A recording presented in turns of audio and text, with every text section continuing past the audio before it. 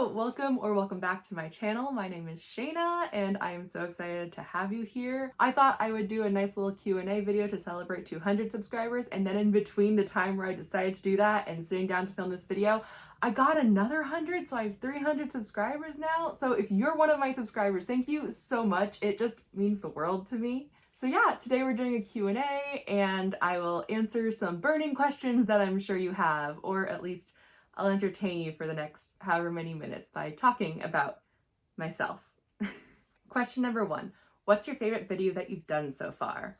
This is a very interesting question. I think I can answer it 2 ways. What's my favorite video to have filmed? And then what's my favorite activity that I was filming? For video that I filmed, I'm actually going to say my recent sourdough video, because coming back to sourdough after having not done a video for it after so long, I was really impressed with myself. I felt like I remembered a lot of the shots that I wanted to do, and as I was filming it, I had this feeling of, I know exactly how this is going to get edited into the video. And I love video editing, so the smoother I can make that part of the process for me, the better. And it just went so well. I already had the music that went with the atmosphere. I was able to do the voiceover pretty smoothly. Yeah, that was a great video to film. And in terms of projects that I've really enjoyed, I mean, I really love all of them. Obviously, oh my goodness, obviously meeting the sloth was an amazing experience that I just filmed for fun, more for the memory than anything, and then to see it blow up, it has been amazing. And I mean, you're probably here because of that video, so thank you for that. Also, something that I wanted to do for a really long time was make my own sea salt, and I know that video is a very old video, but I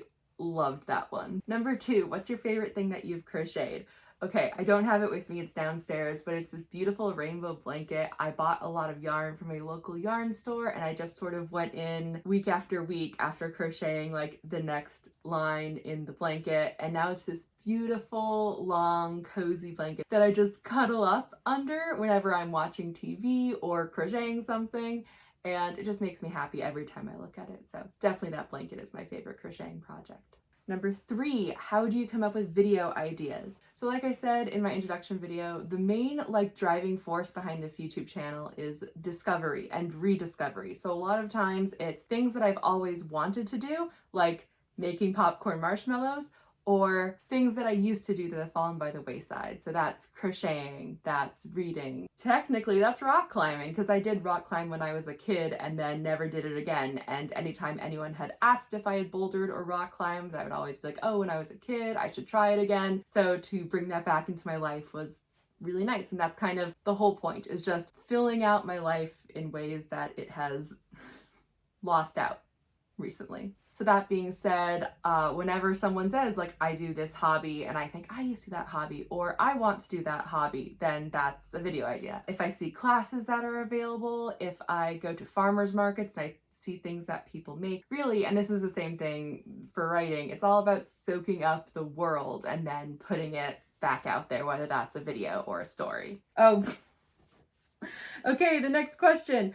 How do you come up with Tales of Mundane Magic Stories ideas? Well, living things. That's kind of the reason that Volume 4 has taken so long, is that with the pandemic, I wasn't able to go out and do things. I was in lockdown, I was quarantining, I wasn't going inside without wearing a mask. And so it was really hard to experience new things and to get inspiration. One of my go-to examples for how I created a story that's coming in Volume 4, Gertie and Bridget Survive a Heat Wave, is I was walking my dog Atlas outside in October, and it was still 90-something degrees despite the fact that we were well into autumn. And I just remember thinking oh, it's so hot. I wish I could shrink myself down into a snow globe and just live in it. And then I had this thought of oh, if Gertie was around, she would do the opposite. She would turn a room into her own personal snow globe to stay cool. So yeah, that spoiler alert, I guess that's the end of that story, but it's really cute and you should still read it when Volume 4 comes out. I'm really glad no one asked a question about that.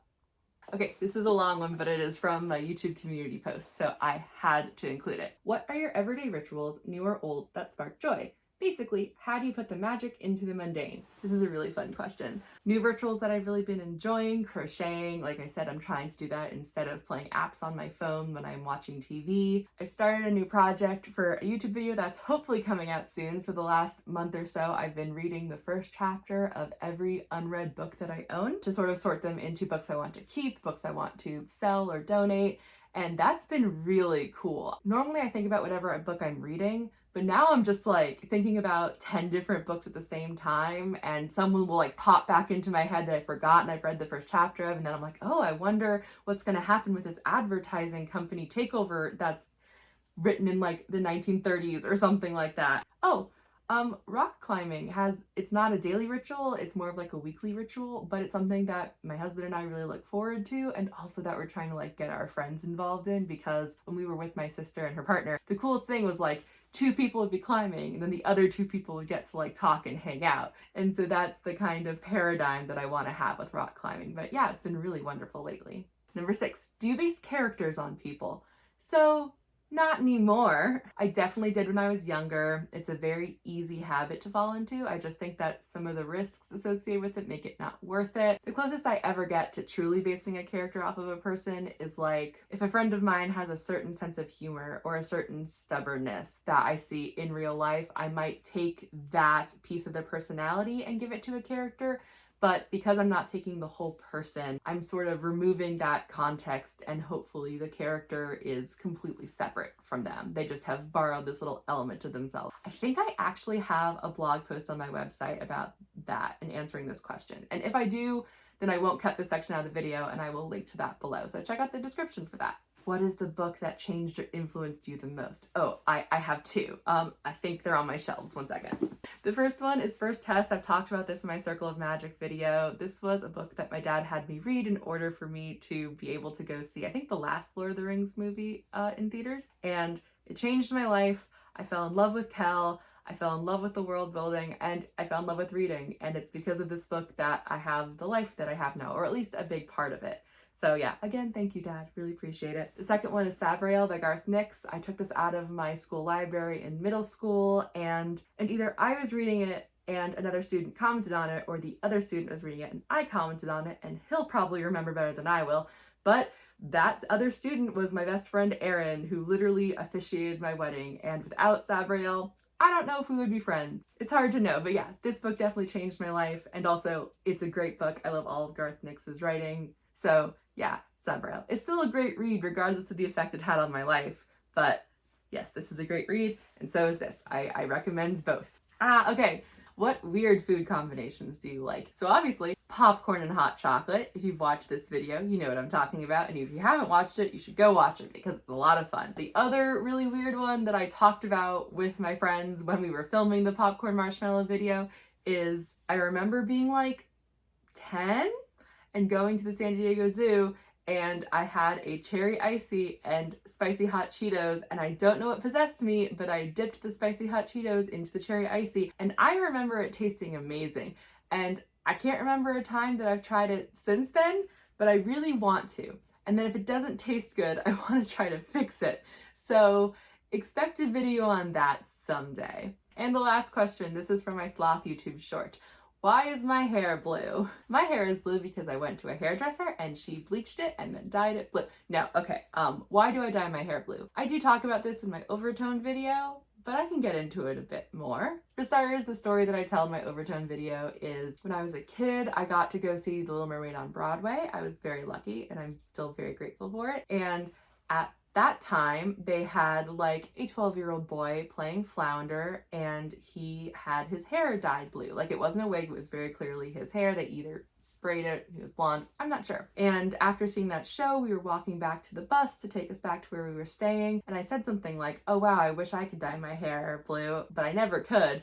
And my mom said, like, why not? And that's when I learned that my mom actually wouldn't judge me for that. I think at the time, I really did think that that would be something that I would either be made fun of or judged for. And it took me a really long time to work up the nerve to actually dye my whole head. I spent a lot of time doing just the bottom or highlights, like stuff that could very easily be covered up or not noticed or ignored or chopped off after I was done with it. And that's been the last 6 years. I don't know if people who like always feel at home in their body feel this way, but having my hair blue, it makes me feel more at home in my body. It's like the same thing with when I look in the mirror and I see my piercings, especially for some reason my daith piercing, the one that helps with migraines. It's just when I see a picture of myself and my hair is blue, it just feels like me. I just really like it. So yeah, I feel like a mermaid. I feel like an elf. I feel like a mermaid's fish sidekick character in a musical. It just makes me happy, and that's why I dyed my hair blue. I think that's all the questions, so thank you so much for watching this video. I hope you learned something new about me. I hope you got some inspiration of stuff to read or videos to watch or